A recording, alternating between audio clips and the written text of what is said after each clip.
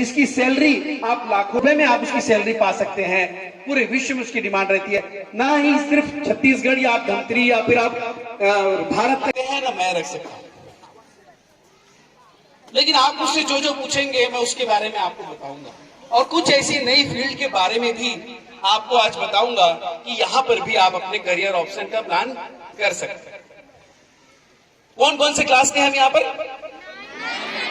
9th और 12th और 11th। अच्छा, 9th एंड 12th, 9 से 12th तक आप सब यहाँ पर हैं। आप लोग 6th वाले भी हैं।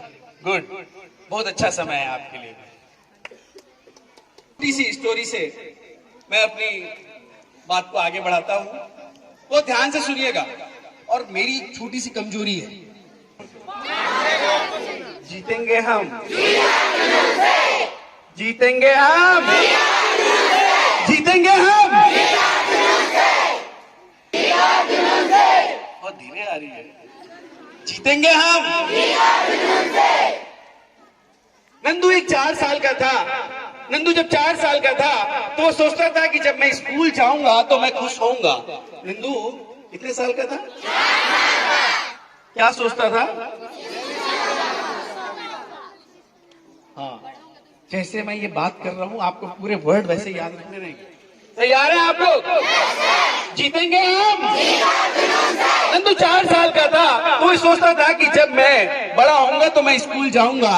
और एक दिन आया जब उसके माता पिता ने उसका एडमिशन स्कूल में करा दिया। नंदू 4 साल का था जब वो सोचता था कि जब मैं स्कूल जाऊंगा तो खुश होऊंगा। नंदू कितने साल का था? वो क्या सोचता था? स्कूल जाऊंगा तो, स्कूल जाऊंगा तो। नंदू जब 4 साल का था अब वो सोचता था जब अपने आसपास के लोगों को स्कूल जाते देखता, जब स्कूल जाऊंगा तो खुश। और नंदू, उसके माता पिता ने उसका एडमिशन करा दिया। नंदू स्कूल जाना चालू कर दिया। स्कूल में जाके जब उसे पढ़ने लगा, अपना दिमाग लगाना पड़ा, तो उसे ऐसा लगा जब मैं कुछ बड़ी क्लास में पहुंच जाऊंगा तो मैं खुश। नंदू बड़ी क्लास में पहुंच गया, क्लास 5th में पहुंच गया। और वहां पर भी जाके जब उसको बहुत सारे पढ़ने पड़े, थोड़ी सी पढ़ाई ज्यादा होने लगी, तो उसे ऐसा लगा यार यहाँ बहुत ज्यादा पढ़ना पड़ता है, जब मैं 10वीं पास कर 10वीं में पहुंच जाऊंगा तो मैं खुश। नंदू कितने साल का था? साल का था। वो क्या सोचता था? उसके बाद क्या सोचता था? उसके बाद क्या सोचा था? वो क्लास 10 पहुंच गया। जब सब्जेक्ट लेने की बारी आई तो अरे यार इतने सारे सब्जेक्ट, अब मैं ना कॉलेज चले जाऊंगा तो मैं खुश होऊंगा। नंदू क्या सोचता था? और एक दिन आया, नंदू कहाँ चला गया? कॉलेज भी चला गया। कॉलेज चला गया, वहां पर भी बहुत सारी उलझने रहती थी। कॉलेज की भी लाइफ कम नहीं थी। आसपास की लाइफ से जद्दोजहद करते हुए उसे ऐसा लगा जब मुझे नौकरी मिल जाएगी तो मैं खुश। और एक दिन ऐसा आया, कॉलेज की पढ़ाई पूरी होने के बाद नंदू को नौकरी बहुत अच्छी चल रही है क्लास, आप लोग को बहुत समझ में आ रहा है, आप लोग को पूरी स्टोरी याद हो रही है। जीतेंगे हम, जीतेंगे हम। और कॉलेज जाने के बाद नंदू शादी कर लिया। क्या हुआ? किसकी नौकरी? क्या सोचता था वो? रात के 8-9 बज जाए, काम करने का एक अलग प्रेशर। उसे ऐसा लगा यार किस लाइफ में फंस गया मैं, जब मेरी शादी होगी तो मैं खुश हो जाऊंगा शादी होगी। और वो दिन आया कि नंदू की फिर नंदू को लगा चार दिन तो उसकी वाइफ के साथ बहुत अच्छे चले, 4 दिन की चांदनी और बहुत अच्छा नॉलेज है आपको। ऐसा होता है क्या शादी के बाद? हाँ? नहीं, नंदू बहुत खुश था। खुश था क्या? नहीं, वो बोला शादी के बाद। और उसकी शादी कुछ दिन कैसा चला? उसके बाद उसे ऐसा लगा यार अब तो 2-4 दिन बाद उसकी वाइफ से खटपट चालू हो गई, जो मैरिड लाइफ में अक्सर हस्बैंड वाइफ की होती है। उसे ऐसा लगा यार जब मेरे बच्चे होंगे तो मैं खुश। और क्या दिन आ गया? नंदू कितने साल का था? बच्चा थोड़ा बड़ा होगा तो खुश होऊंगा, बच्चे को बड़ा क्लास में चले जाएगा तो खुश होऊंगा, बच्चे की कॉलेज चले जाएगा तो खुश होऊंगा। और नंदू एक दिन बूढ़ा हो गया और नंदू रिटायर हो गया। नंदू क्या सोचता था कि मैं, क्या नंदू कभी खुश हुआ? नहीं हुआ। क्यों? क्यों नहीं हुआ? क्यों नहीं हुआ नंदू खुश? क्यों नहीं हुआ? मालूम है क्यों नहीं हुआ? 99% लोग जो हम लोग हैं हमेशा फ्यूचर में रहते हैं। हम आगे का ज्यादा सोचते हैं, हम वर्तमान को छोड़ देते हैं, वर्तमान को जीते ही नहीं।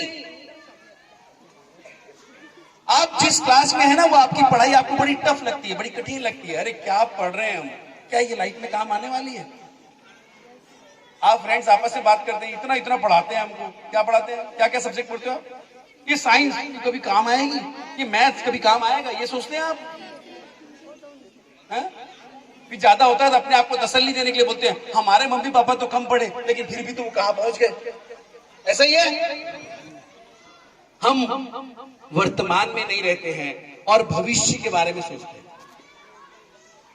आप अपने भविष्य को नहीं बदल, आप अपने वर्तमान को नहीं बदल सकते, लेकिन भविष्य को बदल सकते हैं वर्तमान से।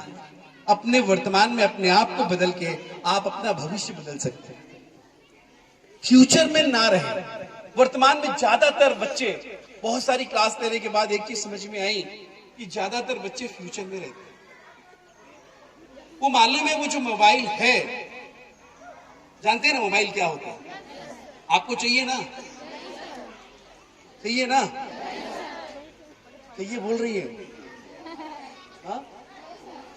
मैं आपको गारंटी के साथ बता सकता हूं, यदि आप कक्षा 12वीं तक यदि आपने मोबाइल यूज करना चालू कर दिया तो आपका भविष्य अंधकार में रहेगा। वर्तमान की जो परिस्थितियां हैं वो ये है, वर्तमान का जो सर्वे है वो ये है। यह आपको आलसी बना देगा, उसमें आपकी कोई काम की चीजें नहीं आएगी। हाँ, माना कि कंप्यूटर में, इंटरनेट में आपको बहुत सारी ज्ञान की बातें मिलेंगी, बहुत सारा नॉलेज मिलेगा, लेकिन कब? जब आप उसे ज्ञान खोजने जाओगे तो सिर्फ कंप्यूटर में, मोबाइल में नहीं मिलेगा। बात हम आगे करेंगे, उसके पहले आप पर्टिकुलर किसी करियर ऑप्शन के बारे में जानना चाहते हैं कि आपको सीए कैसे बनना है? क्या आपको मालूम है सीए बनने के लिए क्या है? कौन सीए बोला था बनने के लिए? यस, जो सीए के लिए हाथ उठाए थे। हाँ, आपको मालूम है बेटा प्रोसेस क्या है सीए बनने का? बिल्कुल, जो मालूम है वो बताओ। नहीं मालूम तो मैं बताऊंगा, मैं आया ही आपके लिए इसीलिए हूं कि आपको बताऊंगा कि सीए कैसे बना जाता है। आपको क्या मालूम है? मुझे मैं सिर्फ इतना जानना चाहता हूं। नहीं पता? बहुत बढ़िया, जोरदार ताली इनके लिए। किसी को पता है कि सीए बनने के लिए क्या करना पड़ता है? कॉमर्स लेना पड़ता है। कॉमर्स लेना पड़ता है। और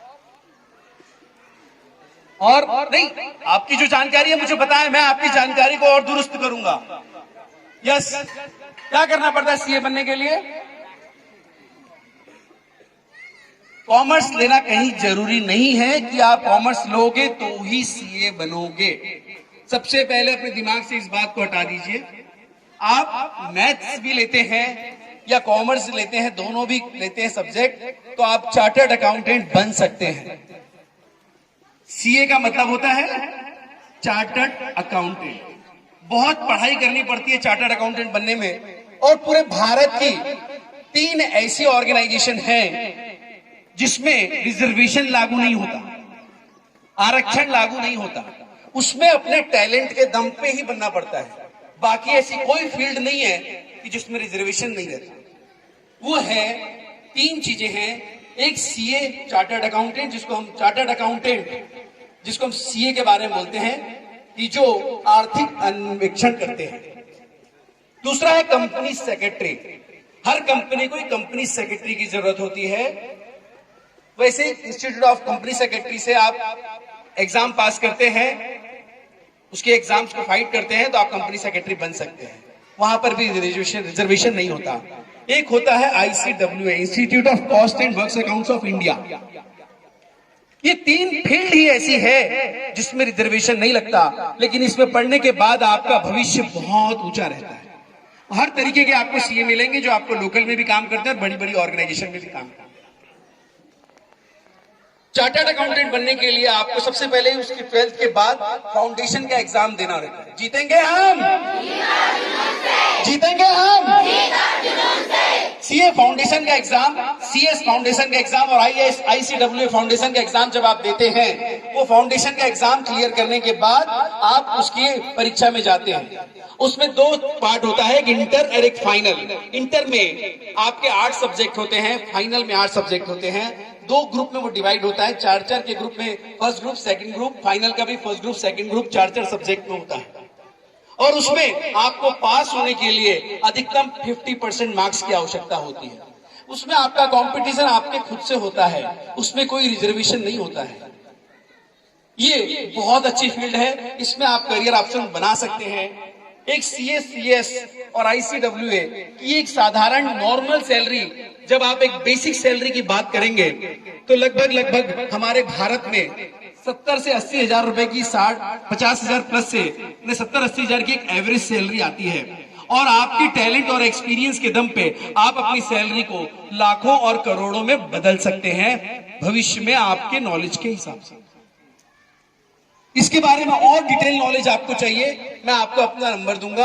आप मुझसे उस एग्जाम के बारे में, कैसे आप उस एग्जाम में अपीयर कर सकते हैं, कैसे रजिस्ट्रेशन कर सकते हैं, वो मैं आपको पूरी डिटेल जानकारी दे दूंगा। वैसे आप चाहें तो इंटरनेट में आपके स्कूल में कंप्यूटर की सुविधा होगी, ICAI करके आप वेबसाइट में जाकर आप सर्च कर सकते हैं एंड CA फाउंडेशन डाल के cafoundation.org.in पे जाकर आप पूरी नॉलेज ले सकते हैं।